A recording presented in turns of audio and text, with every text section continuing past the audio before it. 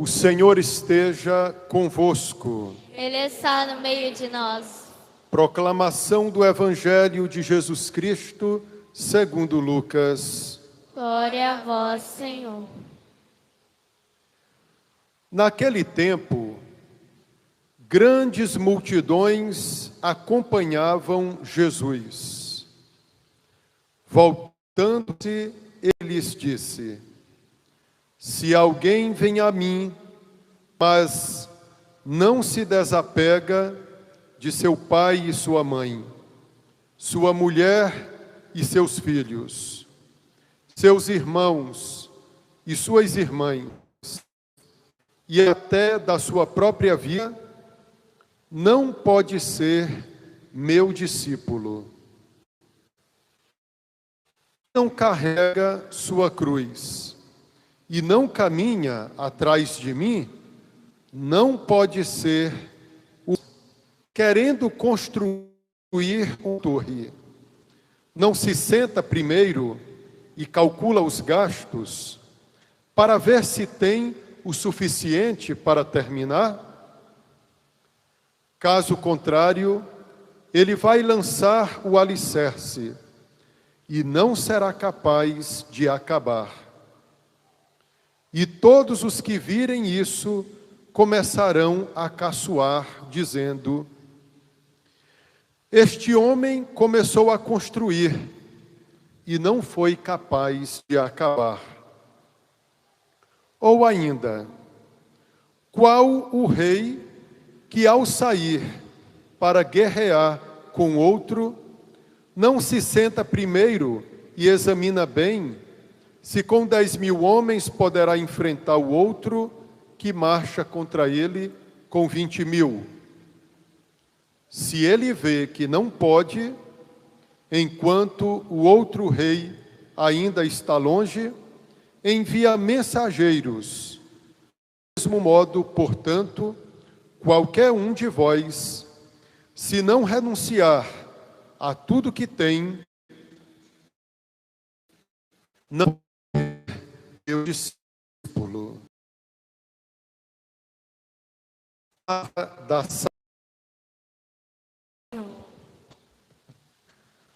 Nossa Senhora de Nazaré, São João Batista, louvado seja nosso Senhor Jesus Cristo. Caríssimos irmãos e irmãs, estamos no primeiro domingo de setembro, o mês da Bíblia, e como em toda a Santa Missa, ouvimos na liturgia da palavra trechos, excertos das Sagradas Escrituras. É a palavra de Deus escrita que ilumina a nossa vida, que disciplina as nossas obras e é um facho de luz nesse caminho que trilhamos rumo a Jerusalém Celeste. E eu quero começar a reflexão de hoje com a segunda leitura da carta de São Paulo a Filémon. Velho. E ele envia uma carta a Filémon, e quem porta essa carta era um escravo chamado Onésimo. E São Paulo, nessa carta, como ouvimos claramente na segunda leitura, diz que foi ele, Paulo, quem gerou na fé para Cristo Onésimo. Por isso Paulo o chama de filho. E São Paulo manda dizer nessa carta para Filémon que agora Onésimo não seja mais tratado como um simples escravo por Filémon, mas que Filémon agora receba Onésimo não só como uma simples pessoa humana, mas como um irmão no Senhor. Espero que todos vocês tenham percebido que no Espírito de Deus, novas relações são construídas.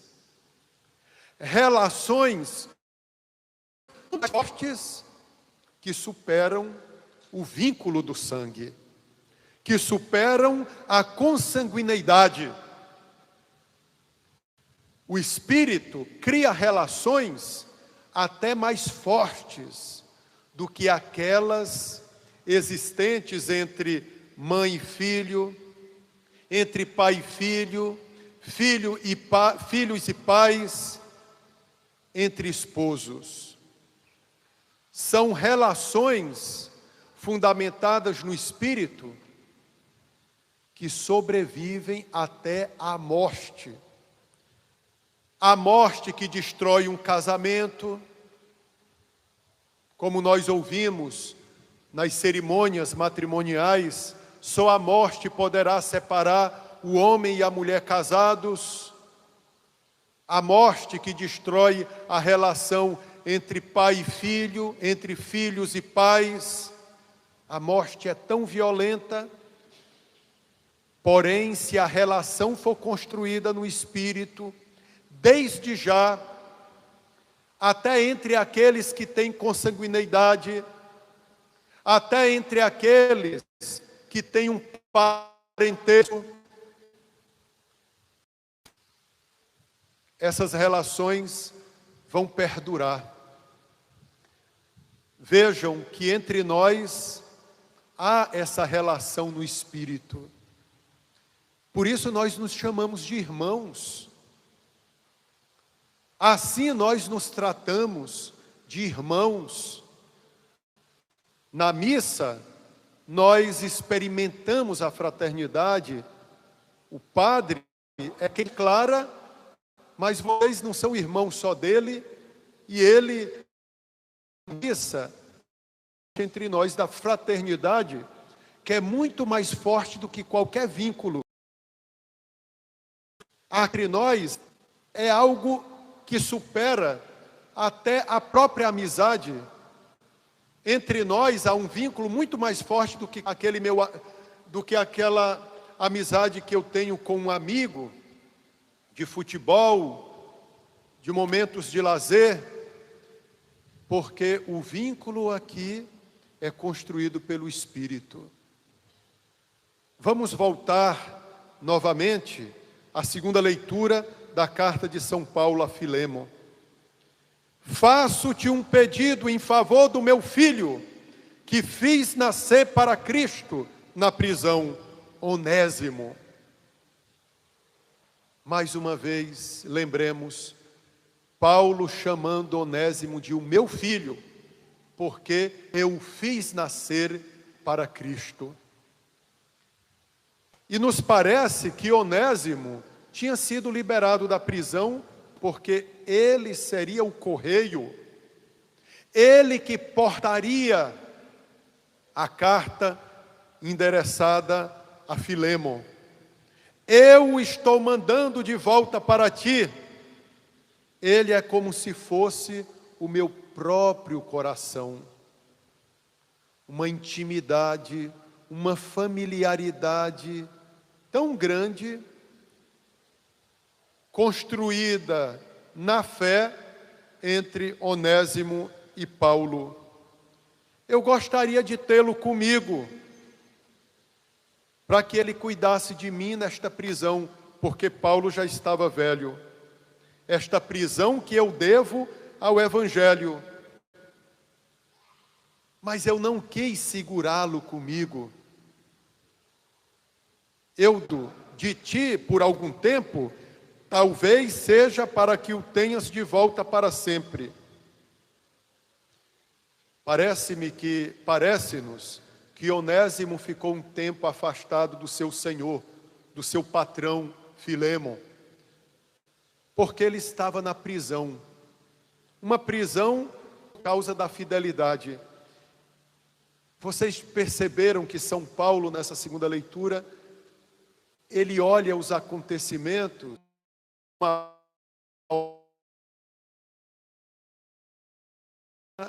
enxergar esses acontecimentos, são os óculos da fé. Quando nós lemos e interpretamos as vicissitudes dessa vida pela fé, as coisas têm significado, os acontecimentos têm sentido. Não são tragédias, resultados de um infortúnio, de um azar, de um ocaso. Tudo tem um significado quando nós enxergamos os acontecimentos a partir da fé.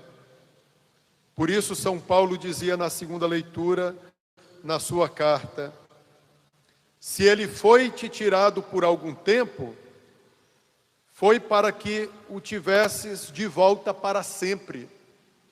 Ou seja, porque agora o vínculo de vocês não será mais um vínculo de patrão para escravo. Naquela época era justificada essa situação da escravidão. Não será mais um vínculo de escravo para patrão. Agora o relacionamento de vocês será no Espírito e vai durar para sempre.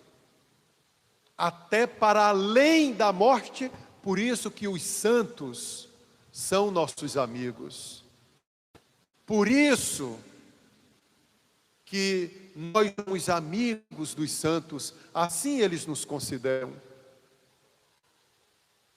Ontem à noite, eu lia, no encontro da Juventude Mariana, uma carta que São Luís Gonzaga escreveu para sua mãe, Marta. E São Luís Gonzaga dizia para a mãe nessa carta: nós nos veremos no céu. Ele morreu com apenas 21 anos de idade, quase inteirando os 22 anos. Ele era da Companhia de Jesus, ordem que hoje nós conhecemos como jesuítas, e ele falava para a mãe dele da morte que ele sabia que estava próxima, era iminente a sua morte. Mas ele não se desespera, porque ele vê a morte como um caminho para chegar aos céus, se deleitar com a presença de Deus, aquele que nos sacia, aquele que nos plenifica.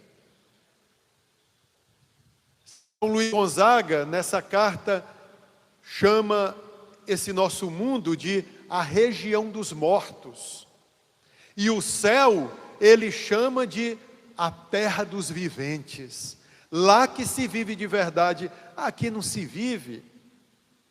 Aqui, essa vida biológica, se não tiver a graça derramada para que nós vivêssemos nesse mundo, e vivêssemos ainda mais no céu. O que existe por aí de zumbis, de pessoas que pensam que estão vivas, mas estão mortas, porque não gastam seu tempo com as coisas do céu, em vir à missa, em comungar, em receber os outros sacramentos, mas não estão gastando todo o seu tempo em imperfeições, pecados, em saciar os desejos carnais. Não é viver isso, é morrer. E São Luís Gonzaga dizia para a mãe dele na carta: mãe, essa separação entre nós será breve, será muito breve, logo logo estaremos no céu, logo logo nos encontraremos no céu. Ou seja, a relação entre Luís Gonzaga e a sua mãe Marta era mais do que um vínculo de sangue, era um vínculo no espírito. De modo que Marta pode ser para sempre mãe de Luiz Gonzaga, e Luiz Gonzaga seria para sempre filho de Marta. Queridos, pode haver separação na nossa família, porque nós não criamos vínculos no Espírito. Pode ser que um vá para o céu e outro para o inferno. E não há encontro entre quem está no céu e quem está no inferno, como conta e ensina a parábola do pobre Lázaro e o rico Epulão. Há um abismo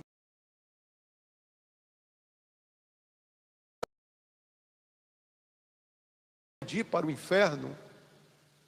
Seria triste ver um filho indo para o céu e o pai para o inferno. As relações da carne serão destruídas. Às vezes eu penso, eu queria tanto encontrar toda a minha família no céu, mas parece que não vai acontecer assim. Lembrem disso, queridos irmãos, é necessário renunciar ao pai, à mãe, para que eles sejam ainda mais meu pai e minha mãe. Jesus, no evangelho que nós ouvimos, não está nos induzindo à repulsa à própria família. Como dizia um professor teólogo, o chega para lá que Deus nos dá, na verdade é para nos trazer para mais perto dele. É para nos trazer para mais perto do seu coração. Deus tem uma pedagogia que nos assusta, ou seja, uma pedagogia que parece não estar concordante com a lógica humana. Para lá, Deus, na verdade, é para nos trazer para mais perto dele, como diz o livro de Judite, um livro do Antigo Testamento da Bíblia. Se Deus está nos castigando, é para o nosso bem, é para nos aproximarmos mais dele ainda. Deus trata assim seus amigos. Por isso dizia Santa Teresa d'Ávila, diante do momento de sofrimento, o Cristo lhe disse: é assim que eu costumo tratar meus amigos. E Santa Teresa respondeu para o Divino Mestre: é por isso, Senhor, que tu tens poucos amigos. A amizade de Cristo conosco é fundamentada na verdade. Para que vocês tenham ideia, eu cito aqui o exemplo: uma mima demais o filho, que faz o gosto do filho. Uma mãe, ainda que não tenha malícia, mas ela está destruindo uma pessoa. Muitas vezes os pais, para educar os filhos, precisam agir com rigor para o bem do filho, porque os pais não estão olhando só aquele momento presente, mas estão olhando também um futuro. Às vezes, uma correção severa no presente tem em vista um futuro glorioso. Deus, ele não olha só o agora, por isso que ele age com rigor, mas no amor e na misericórdia conosco, porque ele quer a salvação nossa para o céu. Eu terei muito mais a minha mãe e o meu pai quando eu renunciá-los. Como dizia Jesus no Evangelho, ninguém pode ser o meu discípulo. E vejam que ele começa a falar da renúncia das coisas mais preciosas da vida. A coisa mais preciosa que nós temos, a família. E é por aí que começa. Jesus não pede a renúncia de coisas tão facinhas, que a gente teria tanta facilidade para deixar. Vamos construir relações que perdurem para toda a eternidade. Foi assim que nosso Senhor Jesus Cristo também procedeu para com a mãe, a sempre Virgem Maria. Aqueles que seguem a lógica humana ficam escandalizados do modo como Jesus falou com Nossa Senhora diversas vezes. Em Jerusalém, no templo, quando ele tinha 12 anos, 3 dias perdido, depois de encontrado, foi envolvido por um abraço afetuoso de sua mãe. E depois de sua mãe lhe dizer: por que nos fizestes isso, filho? Teu pai e eu te procurávamos aflitos. E Jesus respondeu à sua mãe: por que me procuráveis? Não sabíeis que eu deveria estar na casa de meu pai, me ocupando com os negócios do céu? E dei seria para com a mãe, mas com ele e para ser a mãe de todos os povos.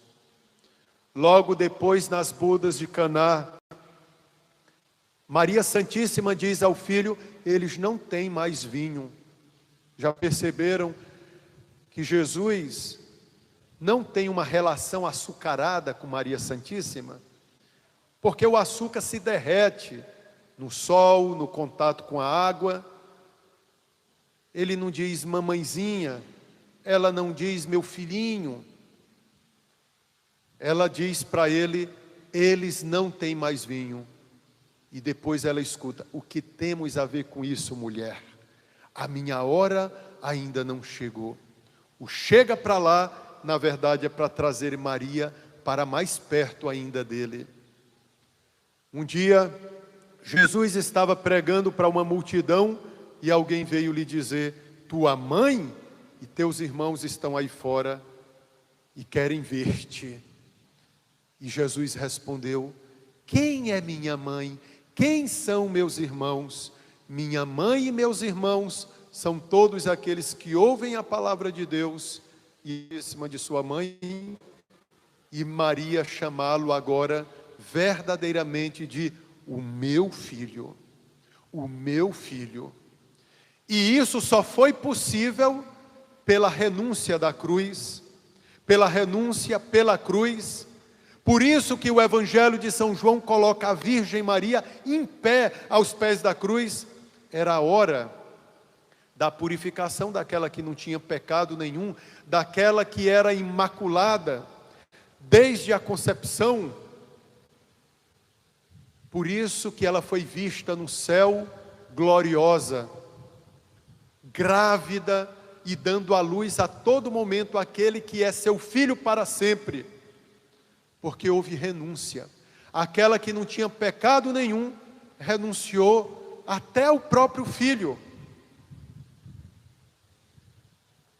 Queridos irmãos e irmãs, Maria aprendeu a perder Jesus para tê-lo.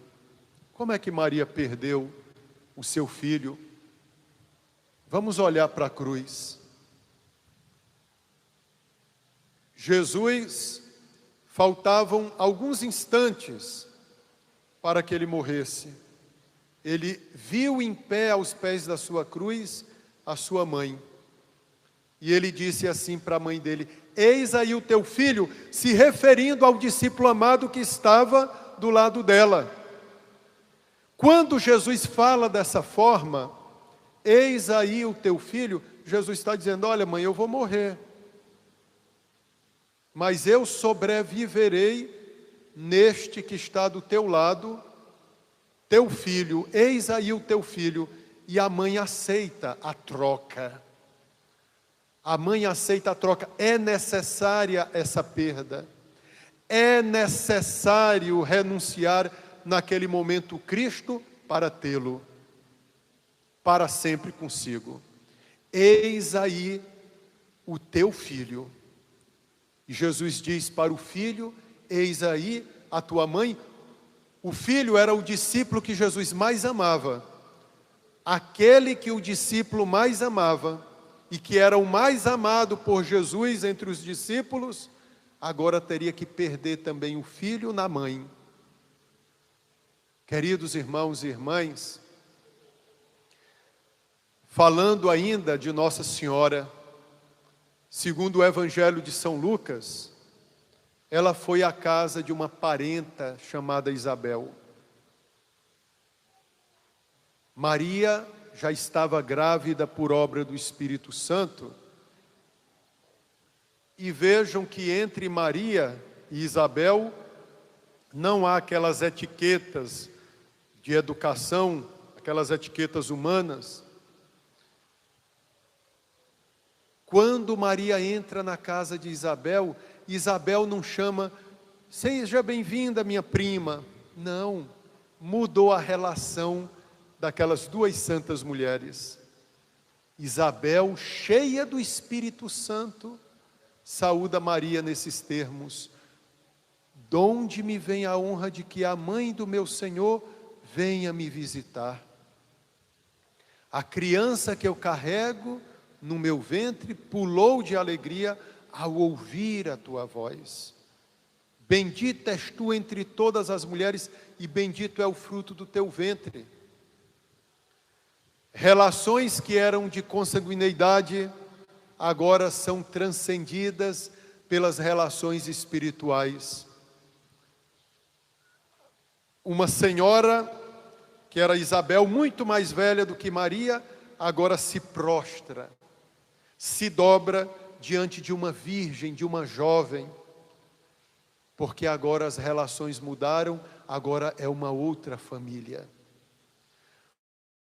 Essa família que chamamos de igreja, entramos nela não pela raça, pelo sangue, nós entramos nela pela fé, pelo sangue de nosso Senhor, e é por isso que nós nos chamamos de irmãos.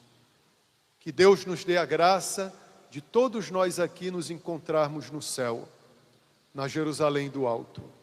Uns vão primeiro, outros vão depois, uns vão mais cedo, alguns vão logo, outros vão mais tarde, mas que Deus nos dê a alegria de mais tarde nós nos alegrarmos no céu, onde não haverá mais morte, onde as relações não serão mais destruídas, onde nós nos alegraremos com a bem-aventurada Virgem Maria, com São Luís Gonzaga, com São João Batista, com todos aqueles santos que nós veneramos aqui na terra, aqueles santos que imploramos a sua intercessão para que rezassem por nós no céu. Nós vamos nos alegrar com aqueles espíritos bem-aventurados dos quais falamos deles aqui na terra, para os quais celebramos esses nomes santos com festejos, novenas. Que Deus nos dê essa alegria, queridos irmãos, de os vínculos construídos aqui no Espírito superarem até a própria morte, que aniquila os pecadores. Louvado seja nosso Senhor Jesus Cristo.